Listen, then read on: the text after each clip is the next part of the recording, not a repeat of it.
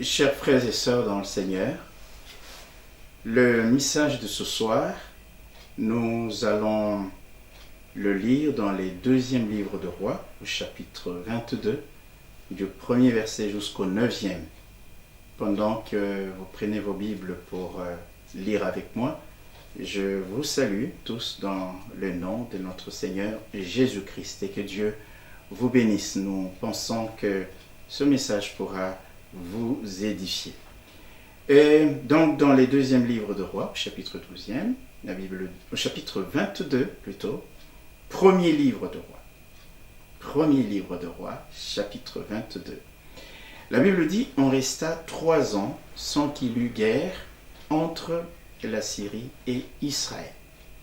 La 3e année, Josaphat, roi des Juda, descendit auprès du roi d'Israël. Le roi d'Israël dit à ses serviteurs, « Savez-vous que Ramoth en Galade est à nous, et nous ne nous inquiétons pas de la reprendre des mains du roi de Syrie. » Et il dit à Josaphat, « Veux-tu venir avec moi attaquer Ramoth en Galade ?» Josaphat répondit au roi d'Israël, « Nous irons, moi comme toi, mon peuple comme ton peuple, mes chevaux comme tes chevaux. » Puis Josaphat dit au roi d'Israël, « Consulte maintenant, je te prie, la parole de l'Éternel. » Le roi d'Israël, au verset 6e, assembla les prophètes au nombre d'environ 400 et leur dit, « Irai-je attaquer Ramoth en Galade ou dois-je y renoncer ?» Et il répondit, « Monte, et le Seigneur la livrera entre les mains du roi. » Mais Josaphat dit, « N'y a-t-il plus ici aucun prophète de l'Éternel par qui nous puissions les consulter ?» Le roi d'Israël répondit à Josaphat, « Il y a encore un homme par qui l'on pourrait consulter l'Éternel. Mais je le hais, car il ne me prophétise rien de bon. Il ne prophétise que du mal. C'est Michée, fils de Jimla. » Et Josaphat dit, « Que le roi ne parle pas ainsi. » Alors le roi d'Israël appela un eunuque et dit, « Fais venir de suite Michée, fils de Jimla. » Voilà. Ce soir donc, comme je viens de le dire, nous allons baser notre exhortation sur le thème de la récupération, car Dieu veut introduire quelqu'un dans la saison de la récupération. Notre thème, nous le tirons du verset 3e. Le roi d'Israël, donc Akab, dit à ses serviteurs, « Savez-vous que Ramoth en Galade est à nous, et nous ne nous inquiétons pas de la reprendre des mains du roi de Syrie. » Chers frères et sœurs, quand on lit ce texte et ceux qui le précèdent, on va voir qu'il y a eu de nombreuses années de guerre et en de multiples occasions entre la Syrie et Israël. Mais un jour, ces deux pays ont signé un traité de paix qui dura 3 ans. Cependant, Ben-Hadad, le roi des Syries, n'avait pas tenu toutes ses promesses, celles notamment de rendre à Israël toutes les cités ou les villes qu'il avait prises précédemment. Parmi ces villes, il y avait Ramoth en Galade, une ville destinée aux Lévites. Je voudrais d'abord dire, mes chers frères et sœurs, que même s'il y a un temps d'accalmie dans nos vies, c'est peut-être la première leçon que nous pouvons tirer ce soir, même s'il y a des temps d'accalmie dans nos vies, la guerre refera toujours surface de la part de nos ennemis. La Bible dit, parce que la main a été levée sur le trône de l'Éternel, nous sommes dans Exode chapitre 17, il y aura guerre de l'Éternel contre Amalek de génération en génération. Nous devons donc savoir que nous sommes et serons toujours en guerre contre Satan et son armée. C'est la raison pour laquelle, d'ailleurs, la Bible nous dit préparer la guerre dans les livres de Joël, réveiller les héros. Pour revenir à notre texte, je disais donc que Ben-Hadad n'avait pas restitué Ramoth en Galate aux enfants d'Israël. Quand Josaphat, le roi de Juda, effectue une visite d'État à Akab, le roi d'Israël, Samarie, Akab pose le problème de Ramoth en Galate. Au verset 3e. Josaphat, le roi de Juda, accepte de partir en guerre avec Akab, roi d'Israël, contre l'armée de Syrie. Mais, à cause des victoires précédentes, probablement, on peut relire cela au chapitre 20e, et du soutien de l'armée de Juda, Akab est convaincu de battre les Syriens. Il ne consulte pas Dieu. Il ne se réfère pas à Dieu. Mais Josaphat, lui, il a une autre approche. Il tient d'abord à consulter Dieu. À consulter Dieu. C'est pour cela qu'il dit, à partir du verset 5e, « Consulte maintenant, je te prie, la parole de l'Éternel. » Et quand nous lisons donc à partir du verset 5, le verset 6 et le verset 7, nous pouvons tirer deux leçons importantes. La première, c'est la leçon de notre thème, au verset 3e. C'est qu'Akab a dit, c'est fondamental.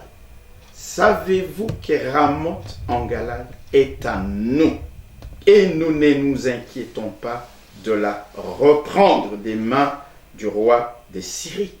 Qu'est-ce que ça veut dire? Ça veut dire, mes bien-aimés frères et sœurs, que la récupération de ce qui nous appartient et qui est tenu entre les mains de l'armée des ténèbres, de puissance des ténèbres, la récupération n'est possible que si nous décidons à agir. Agir, c'est-à-dire à passer à l'acte, à l'offensive, c'est-à-dire à prier, à combattre. Il y a des choses, comme je viens de le dire, qui sont à nous, mais qui sont entre les mains de nos ennemis. Nous ne devons pas supporter cette situation. Une colère spirituelle doit nous animer, de même que la détermination, car l'ennemi ne lâchera rien. Il ne nous fera aucun cadeau. Il faut aller récupérer, reprendre ce qui est à nous, ce qui est à nos enfants, ce qui est à nos familles, à notre Église. Il faut pour cela comprendre qu'on ne peut pas négliger la prière. Parce que c'est le moyen par lequel nous allons récupérer ce qui est à nous, mais qui est retenu entre les mains du roi des Syriens. Si David n'avait pas poursuivi les Amalécites, nous sommes dans 1 Samuel au chapitre 30, il n'aurait rien récupéré de tout ce qui était à lui et de tout ce qui appartenait à ceux qui étaient avec lui. Refusons, frères et sœurs, de laisser ce qui est à nous entre les mains de l'ennemi. C'est à nous. Nous y avons droit. Si nous nous battons pour ce qui nous appartient, pour ce qui est dans la volonté de Dieu, Dieu nous assistera. Il opérera une grande délivrance en notre faveur. La deuxième leçon est la suivante. N'agissons pas comme Akab. Akab croyait qu'il gagnerait la guerre parce qu'il comptait plus sur la coalition de son armée qu'avec celle de Josaphat. Il comptait, il s'appuyait plus sur les moyens et les effectifs humains. Mes frères et sœurs, ne comptons pas sur nos moyens. Ce n'est pas mauvais de disposer des moyens. Ce n'est pas mauvais d'avoir des relations. Mais ne comptons pas toujours sur cela. Parce que nous pouvons être déçus. Comptons sur Dieu. Appuyons-nous sur Dieu. Car nos moyens peuvent être dérisoires face à l'ennemi qui peut disposer des moyens beaucoup plus importants. Mais c'est là justement l'avantage de compter sur Dieu. C'est que même si nos moyens sont négligeables et dérisoires, eh bien, en comptant sur Dieu, Dieu nous assurera de la victoire. C'est donc il est écrit dans le psaume 33. Ce n'est pas une grande armée qui sauve le roi, ce n'est pas une grande force qui délivre les héros. Et la Bible poursuit dans le psaume 20, verset 8e, il dit « Ceux-ci s'appuient sur leurs chars, ceux-là s'appuient sur leurs chevaux. Nous invoquons le nom de l'Éternel, notre Dieu. » Car comme il est écrit par ailleurs dans 1 Samuel au chapitre 17, c'est à l'Éternel qu'appartient la victoire. Appuyons-nous. Ne nous appuyons pas sur nos moyens. Appuyons-nous sur Dieu. Ne faisons pas comme Akab, qui comptait uniquement sur cette coalition qu'il avait réussi à réunir avec l'armée de Josaphat. Eh bien, comptons sur Dieu. Il nous assistera et il nous donnera d'avoir la victoire. Vous voyez, dans les livres d'Un Samuel, comme nous l'avons dit tantôt, lorsque David arrive à Tsiglag, il constate que tout est parti. La première des choses qu'il a faites, bien sûr, après avoir pleuré avec tout le monde qui était autour de lui, c'était de consulter l'Éternel pour dire « Poursuivrai-je » s'appuyer sur Dieu. Et c'est comme ça qu'il a réussi à récupérer tout ce qui lui appartenait. Je voudrais donc encourager quelqu'un ce soir, peu importe le temps ou les circonstances dans lesquelles nous combattons, si Dieu est avec nous, nous triompherons. Si nous combattons pour ce qui est à nous, si nous devons aller récupérer ce qui est à nous, le Seigneur nous assistera.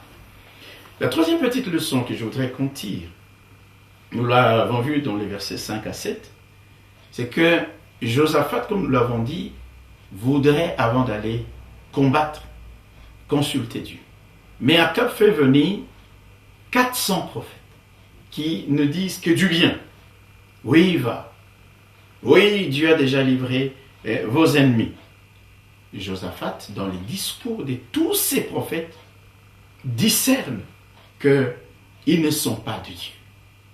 Ils ne sont pas de Dieu. C'est comme ça qu'il insiste pour que l'on fasse venir un prophète de l'Éternel. Il insiste pour un vrai prophète. Parce qu'il avait discerné, il avait compris. Bien aimés frères et sœurs, nous vivons dans un monde où de plus en plus, il y a de nombreux prétendus serviteurs de Dieu. Nous n'allons pas faire le procès des serviteurs de Dieu qui font un travail remarquable à travers toutes les églises. Mais il y en a aussi, malheureusement, qui disent des choses, et toujours des choses que les gens aiment entendre. Nous devons apprendre donc à discerner le vrai du faux. La Bible dit que nous devons être en mesure de discerner les choses les meilleures, de discerner la volonté de Dieu, de discerner ce qui est bien et ce qui est mal, de discerner ce qui est juste. Et Proverbe 8 dit, stupide, apprenez le discernement, insensé, apprenez l'intelligence. Josaphat a discerné. D'ailleurs, plus tard, vous savez, ils iront en guerre, Akab mourra sur les champs de bataille, alors que l'ennemi avait au préalable attaqué Josaphat. Mais lui, il avait consulté Dieu. Il avait discerné. Bien-aimés, la Bible nous dit, n'ajoutez pas foi à tout esprit, mais prouvez les esprits pour savoir s'ils sont de Dieu, car plusieurs faux prophètes sont venus dans le monde. Josaphat a insisté pour entendre un vrai prophète de l'Éternel. Michée est venu, et dans son discours, on a entendu ce que Dieu avait. Alors, pour revenir à notre thème, je voudrais juste dire ceci, mes bien-aimés frères et sœurs. Akab est parti d'une bonne idée. Est-ce que nous allons laisser Ramoth en Galade, une partie de notre territoire, notre bénédiction, aux mains de l'ennemi? Vous ne vous souciez pas que cela reste entre les mains de l'ennemi. Il dit, et nous ne nous inquiétons pas de reprendre Ramoth en Galade. Ce soir, je voudrais encourager quelqu'un. Au lieu de rester à pleurer uniquement, de se lever, d'être déterminé, décidé, de récupérer des mains du roi des Syries ce qui est à toi, ce qui est à tes enfants, à ta famille, à ton église. C'est le temps de récupérer ce qui a été volé, ce qui a été confisqué, emmené au loin par l'ennemi, ce qui semblait perdu. Comme dans l'histoire des fils de prophètes, le fer est tombé dans la profondeur des eaux des Jourdain, mais Élisée était là, le fer est remonté, il lui a dit récupère. Il y a eu récupération, Dieu a opéré un miracle et les choses se sont bien passées pour le fils de prophète qui avait dit d'ailleurs, ah mon Seigneur, le fer était emprunté. Notre Dieu est capable de nous faire rentrer dans cette saison de la récupération, même pour des choses qui semblaient être perdues définitivement, dès lors que nous nous levons, que nous agissons, que nous réagissons comme l'avait fait Akab en disant « Pourquoi est-ce que nous allons laisser entre les mains du roi des Syries une partie de notre territoire, une partie de notre héritage ?» Il y a beaucoup de choses, mes bien-aimés frères et sœurs, qui sont retenues entre les mains de ceux qui ne nous aiment pas, des sorciers, des méchants, et le royaume des ténèbres. Mais si nous nous levons et nous commençons à combattre, eh bien, Dieu permettra que nous puissions récupérer. Sinon, ces choses vont nous échapper à jamais. Il y a des gens qui vont dire, oui, le Seigneur le fera. Mais Dieu cherche des hommes et des femmes qui se lèvent et qui combattent, qui vont, comme David l'a fait, avec ces hommes dans 1 Samuel le chapitre 30. Et c'est de cette manière-là qu'ils ont pu récupérer. Bien-aimés frères et sœurs, levons-nous, préparons la guerre, prenons toutes les armes de Dieu, prenons tout ce que Dieu met à notre disposition et soyons animés de courage et de détermination pour aller récupérer nos ramontes en Galade qui sont entre les mains des rois des Syries, nos ennemis. Que Dieu puisse vous encourager. Je crois que la récupération est possible. Si vous écoutez ce message, ce n'est pas par hasard, c'est parce que Dieu veut que vous entriez dans ce temps de récupération de tout ce qui vous a été volé, confisqué, emmené au loin, retenu illégalement. Eh bien, votre héritage, votre bénédiction, tout ce qui touche à votre vie, eh bien, il est temps d'entrer dans cette saison, de se lever, de combattre et de récupérer l'ensemble de nos bénédictions. Dieu le fera et il le fera certainement. Soyez bénis et ce sera pour une autre fois. Amen.